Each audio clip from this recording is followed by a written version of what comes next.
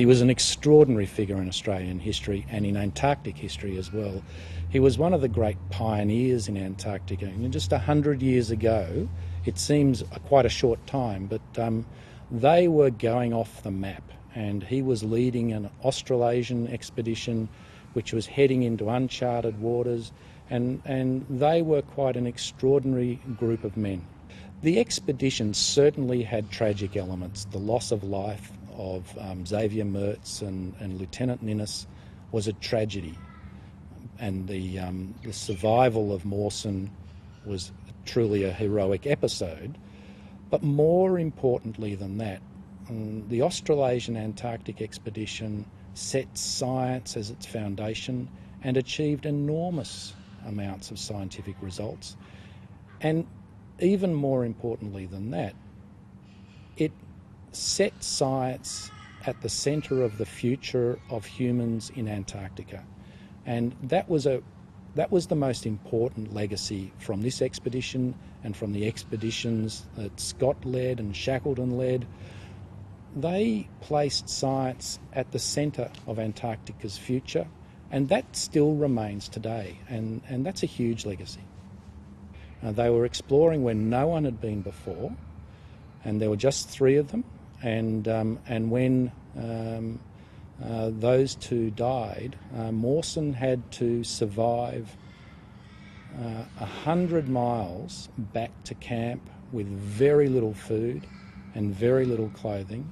And so it was an extraordinary story of survival. Certainly there was tragedy mixed in with the expedition. The loss of Xavier Mertz and Lieutenant Ninnis was tragic in the extreme. But what they achieved on the Australasian Antarctic Expedition was a huge legacy of scientific information and placing science at the future of Antarctica. There is a continuous connection between those early explorers and our contemporary Antarctic expeditions.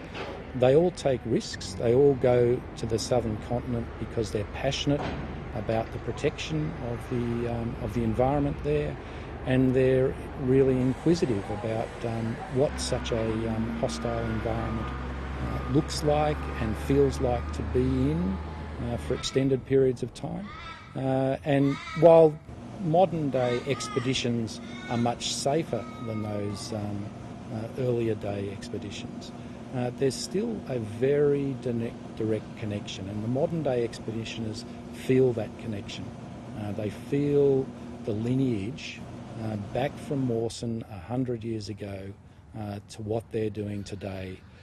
Mawson created the sense that Antarctica was a land of science, and that's continued to this day. It's a fundamental tenet of the Antarctic Treaty System, that Antarctica is a land of peace and science, and that's the focus of our modern day expeditioners.